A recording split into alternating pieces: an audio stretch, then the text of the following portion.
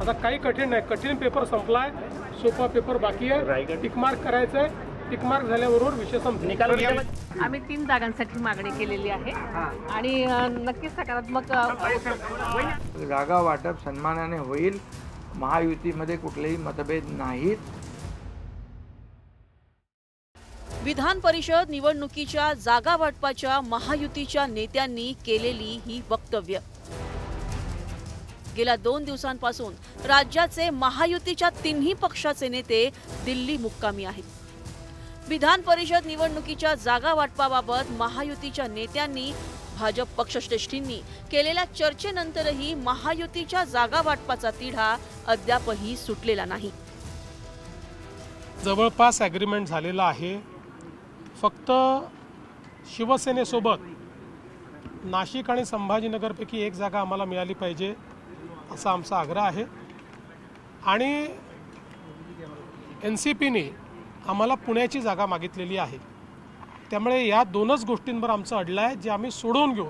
आता काही कठीण नाही, कठीण पेपर संपलाय, सोपा पेपर बाकी आहे. टिक मार्क करायचं आहे. टिक मार्क झाल्याबरोबर विषय संपतील. विधान परिषद निवडणुकीत भाजप राष्ट्रवादी काँग्रेसला 2 जागा देण्यास तयार असल्याचं कळतंय. विधान परिषदेची रायगड, रत्नागिरी आणि पुण्याची जागा राष्ट्रवादीला सुटण्याची शक्यता व्यक्त केली जाते. मात्र राष्ट्रवादी काँग्रेसनं 3 जागांची मागणी केली आहे. माझी भूमिका हीच आहे की जिथे आमच्या जागा जास्त त्याची सीट मिळाली पाहिजे आणि आमची अगदी जे सकारात्मक चर्चा चालली आहे तसं होईल. वहिनी आकडा किती तुम्हाला अपेक्षा किती वहिनी वहिनी जागांचा आम्ही 3 जागांसाठी मागणी केलेली आहे आणि नक्कीच सकारात्मक राष्ट्रवादी काँग्रेसनं 3 जागांची मागणी केलेली असतानाच शिंदेंची शिवसेनाही अधिकाधिक जागा पदरात पाडून घेण्याच्या प्रयत्नात आहे.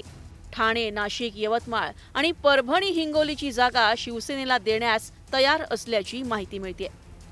मात्र शिंदेंच्या शिवसेना पक्षानं 6 जागांची मागणी केल्याचं बोललं जात आहे. ठाणे, पालघरमधून रवींद्र फाटकांचं नाव निश्चित असून हिंगोली, परभणीतून अभिमन्यू खोतकर आणि विप्लव बाजेरियाचं नाव चर्चेत आहे. छत्रपती संभाजीनगर, जालन्यातून राजेंद्र जंजाळांचं नाव चर्चेत असून छत्रपती संभाजीनगर, जालन्यातून बाजीराव चव्हाण इच्छुक असल्याचं कळतंय. नाशिकमधून हेमंत गोडसे, सईद खान, भाऊसाहेब चौधरींच्या नावाची चर्चा आहे. रायगड, रत्नागिरीमधून विकास गोगावलेंच्या नावाची तर जळगावच्या जागेसाठी प्रतापराव पाटील यांच्या नावाची चर्चा आहे. फॉर्म्युला आता तुम्हाला माहीत आहे ना. फॉर्म्युला कालच मुख्यमंत्री महोदयांनी आपल्याशी मीडियावर बाईट देताना सांगितलेलं आहे. त्यामुळे जागा वाटप सन्मानाने होईल. महायुतीमध्ये कुठलेही मतभेद नाहीत. महायुती एकजुटीने 17 जागा लढवेल आणि 17 जिंकेल. विधान परिषदेवरून महायुतीत सुरू असलेल्या रस्सीखेचेवरून विरोधकांनी शिंदेंच्या शिवसेनेला टोले लगावले. त्याला शिवसेनेनंही उत्तर दिले. बघा, शिंदेना दाबण्याचा प्रयत्न होतोय हा तुमचा जो स्टेटमेंट आहे. शिंदे आधीच गुदमरलेले आहेत. या सरकारमध्ये शिंदे आधीच गुदमरलेले आहेत. मुख्यमंत्री जे सांगतायत शिंदे माझे मित्र आहेत, शिंदे माझे सहकारी आहेत, शिंदे आमचे नेते आहेत, जे देवेंद्र फडणवीस यांना ओळखतात त्यांना फडणवीसांचे संकेत व्यवस्थित कळतात.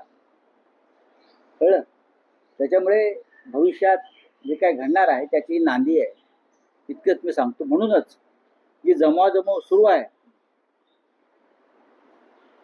ती जमवाजमव त्यासाठीच आहे कारण उद्याची निवडणूक विधानसभेची भाजपा आणि शिंदे गट हे एकत्र लढू शकत नाहीत. महायुती मजबूत आहे. आम्ही एकत्र काम करतोय. एकत्र महाराष्ट्राचा विकास वेगाने सुरू आहे. याची पोटदुखी विरोधी पक्षाला आहे. याचे जे काही पचनी पडत नाही त्यांच्या, म्हणून हे अशा प्रकारच्या दिशाभूल करणारी वक्तव्य करत असतात. त्याच्यावर आम्हाला काही लक्ष द्यायचं नाही. स्थानिक स्वराज्य संस्थेच्या निवडणुकीत सर्वाधिक जागा मिळवत भाजप अव्वल ठरलाय.